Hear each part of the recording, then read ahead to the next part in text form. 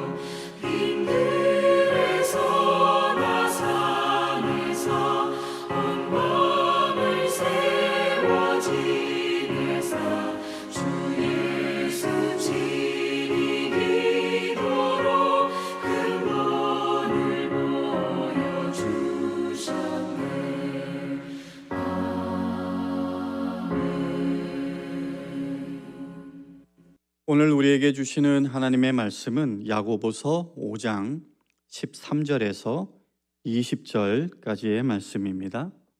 제가 봉독하겠습니다. 너희 중에 고난당하는 자가 있느냐? 그는 기도할 것이요. 즐거워하는 자가 있느냐? 그는 찬송할지니라. 너희 중에 병든 자가 있느냐? 그는 교회의 장로들을 청할 것이요. 그들은 주의 이름으로 기름을 바르며 그를 위하여 기도할지니라. 믿음의 기도는 병든 자를 구원하리니 주께서 그를 일으키시리라. 혹시 죄를 범하였을지라도 사하심을 받으리라. 그러므로 너희 죄를 서로 고백하며 병이 낫기를 위하여 서로 기도하라. 의인의 간구는 역사하는 힘이 큼이니라. 엘리야는 우리와 성정이 같은 사람이로되 그가 비가 오지 않기를 간절히 기도한즉 3년 6개월 동안 땅에 비가 오지 아니하고 다시 기도하니 하늘이 비를 주고 땅이 열매를 맺었느니라. 내 형제들아, 너희 중에 미혹되어 진리를 떠난 자를 누가 돌아서게 하면 너희가 알 것은 죄인을 미혹된 길에서 돌아서게 하는 자가 그의 영혼을 사망에서 구원할 것이며 허다한 죄를 덮을 것임이라. 하나님의 말씀입니다. 교회는 예수 그리스도를 구주로 고백하는 성도들의 모임이죠. 그리스도는 교회의 머리 되시고 성도들은 그 몸을 이루는 지체들이라고 합니다. 그런데 교회는 단순히 어떤 생각과 뜻을 같이 하는 그저 같은 신앙 고백을 드리는 여러 사람들의 연합체라는 것으로만 그치지 않습니다.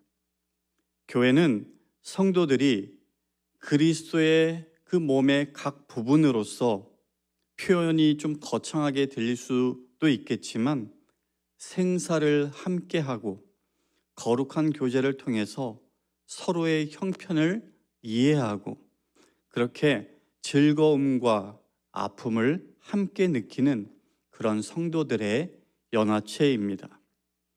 그런 점에서 특별히 고난 중에 있을 때 교회 공동체의 구성원들인 우리들이 어떻게 신앙의 모습을 지켜야 하는지, 특별히 고난이나 어려움에 처한 다른 성도들을 위해서 무엇을 해야 하는지 그것을 오늘 본문을 통해서 함께 생각해보고 또 그것을 통해서 새로운 믿음의 결단으로 살아가는 우리가 되었으면 좋겠습니다.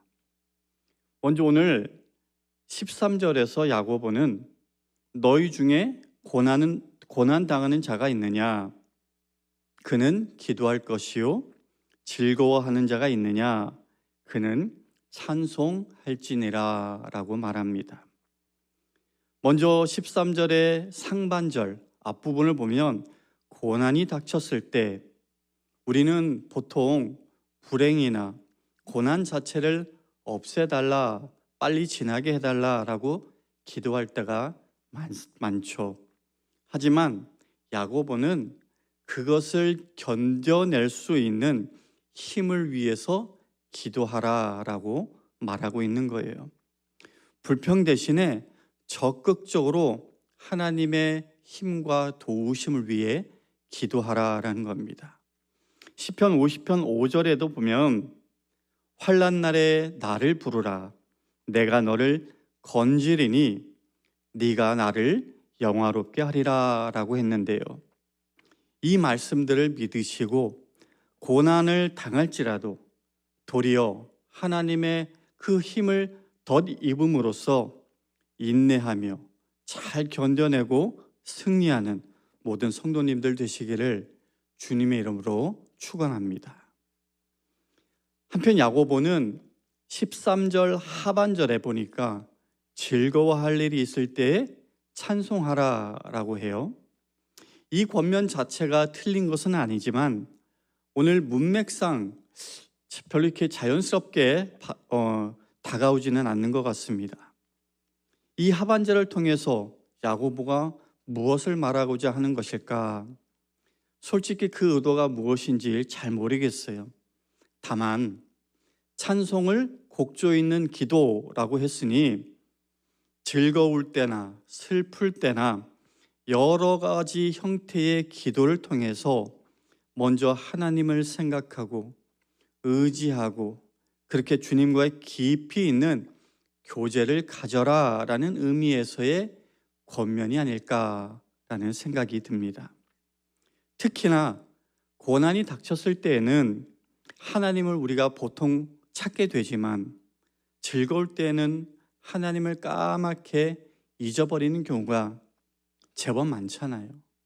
그런 점에서 어떤 상황 속에서든 내가 어떤 감정 상태로 있든 간에 먼저 하나님과의 관계가 기도를 통해서 올바르게 되어 있는지를 확인하고, 그렇게 기도와 찬송뿐만 아니라 예배나 말씀 등을 통해서 하나님과의 깊은 그 교제를 갖는 데에 더욱더 열심을 내는 우리 성도님들 되시기를 다시 한번 축복합니다. 두 번째로 본문은 우리에게 주님의 몸을 이루는 지체로서 이제 어려움에 처한 다른 지체들을 돌보라고 권면을 해요. 탈무드에 보면요, 이런 질문이 나옵니다. 몸 하나에 머리가 2개 달린 아이는 한 사람인가, 2 사람인가? 다시 한번 말씀드릴게요. 몸 하나에 머리가 2개 달린 아이는 한 사람인가, 2 사람인가? 아주 예전이었던 것 같은데 뉴스에서 실제로 이런 사람을 본 기억이 나는데, 아무튼 이 질문의 답은 이렇습니다. 듣기에 좀 불편할 수도 있겠는데요, 있는 그대로 말씀을 드릴게요. 둘 중 한 머리에만 뜨거운 물을 부어 나머지 한 머리가 생글생글 웃고 있으면 2 사람이요, 뜨거운 물이 닿지 않았는데도 울면은 한 사람이다 라는 거예요. 여러분은 주위에 있는 성도가 어떠한 삶의 문제로 인해서 고통당할 때 그와 함께 아파하고 그 문제의 해결을 하나님 앞에 간구하시는지요? 제가 알고 있는 우리 교회 성도님들은 모두 다 안타까워하고 중보하는 분들인 줄로 믿습니다. 그러나 혹시라도 어려움을 당하고 있는 성도를 보고서도 아무런 느낌도 갖지 않고 도우려 하지도 않는다라고 한다면, 그런 사람이 그리스도의 몸된 교회의 지체로서 속해 있다라고 과연 말할 수 있을까요? 고통 중에 있는 성도를 지체로 여기지 않든지, 아니면 그 자신이 사실은 지체가 아니었던지, 둘 중에 하나라고 단정 지을 수는 없겠지만 분명 영적으로 건강한 그런 상태는 아닌 것입니다. 이와 관련해서 야고보는 오늘 14절에서 16절까지 병이라고 하는 어떤 고난을 당한 성도를 위해서 기도하기를 권면하고 있어요. 그런데 특이한 점은 환자가 병 낫기를 위해서 직접 기도하는 것이 아니라 교회의 장로들을 청해서, 여기서 이제 장로는 오늘날 목회자를 의미하는데, 아무튼 장로들을 청해서 그들로 기도하게끔 하라라는 거예요. 왜일까요? 저는 적어도 질병에 관한 문제는 단순히 한 개인의 문제가 아니라 교회가 함께 붙들고 씨름하고 기도해야 하는 그런 문제다라고 말하고 있는 게 아닌가 싶습니다. 그런데 또 하나 오늘 본문에서 흥미로운 부분은 야고보가 장로 한 사람이 아니라 복수형으로 장로들로 말했다라는 거예요. 왜 여러 장로들을 청해야 하는가? 여러 해석들이 있는데요. 만약 장로 한 사람이 혼자 병자의 집에 가서 기도를 했는데 그 후에 병이 낫게 되면 그 장로는 어쩌면 영적인 교만에 빠질 가능성이 있겠죠. 내가 기도해서 이런 일이 일어났어. 그러나 여러 장로들이 가서 함께 기도하고 일어나는 어떤 치유의 역사를 보게 된다면 그것을 두고 자신의 능력 때문이라고 할 수 없겠죠. 해서 자신에게 공로를 돌리려는 그런 교만을 미연에 방지하고자 하는 차원에서 여러 장로들을 청하라라고 한 것이 아닐까라고 학자들은 생각을 합니다. 아무튼 오늘 본문 14절에서 16절 이 말씀은 다른 사람의 고통과 아픔과 슬픔을 위해 중보함으로 그것을 함께 나눠라라는 권면입니다. 이런 교훈을 깊이 새기고 서로를 위해 기도로 돌아봄으로써 주님의 몸된 교회를 건강하게 또 아름답게 세워가는 일에 최선을 다하는 우리 모두가 되기를 소망합니다. 마지막으로 19절에서 20절이에요.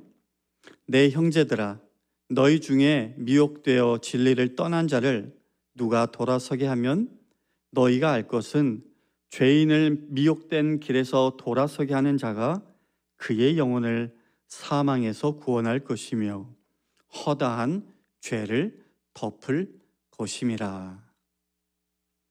어떻게 보면 이 구절은요, 일반적으로 어떤 개인적인 고난의 상황이라고 할 수는 없겠지만 교회의 어려움인 것은 맞는 것 같아요. 교회의 한 지체가 시험에 빠지든 미혹에 넘어가든 하나님을 떠나가는 것을 본다라는 것은 교회로서 가슴 아픈 일이 아닐 수가 없는 것이겠죠. 이런 문제 앞에서 야고보는 직접 기도하라라고 언급하고 있지는 않지만 그것을 전제로 하여서 우리들에게 조금 더 적극적인 행동을 요구하고 있습니다. 당시 실제로 성도들 중에는 이단의 미혹에 넘어간 자들이 있었고 또 유대 그리스도인들 같은 경우에는 회유와 압박을 통해서 다시 이전의 율법주의적 유대교로 돌아간 자들이 있었는데 야고보는 주님이 천하보다 귀하게 여기시는 그 한 영혼이 그릇된 길, 영원히 생명을 잃어버릴 길로 가고 있다라고 한다면 그에게 다가가서 몇 번이고 권면해서라도 그 길에서 그들이 돌이키게 하라라고 권면하고 있는 거예요. 그것이 주님의 몸된 교회를 이루는 지체의 책무다라고 얘기하는 겁니다. 사랑하는 성도 여러분, 혹 우리 주위에 그와 같은 형제 자매가 있지는 않은지 한번 돌아보시고 그 모습을 정말로 안타깝게 여기는 그 마음, 영혼을 향한 사랑이 내 안에 있는지를 한번 점검해 보시고 주님 앞에 먼저 기도하고 그 영혼들에게 다가가서 주님의 품으로 다시 돌아오도록 권면하는 저와 우리 성도님들 되시기를 주님의 이름으로 부탁드리며 축원합니다. 오늘 말씀을 정리하겠습니다. 3가지를 말씀드렸어요. 즐거울 때나 고난 중에 있을 때나 어느 때나 상관없이 기도로 하나님과 먼저 깊은 교제를 가지시길 바랍니다.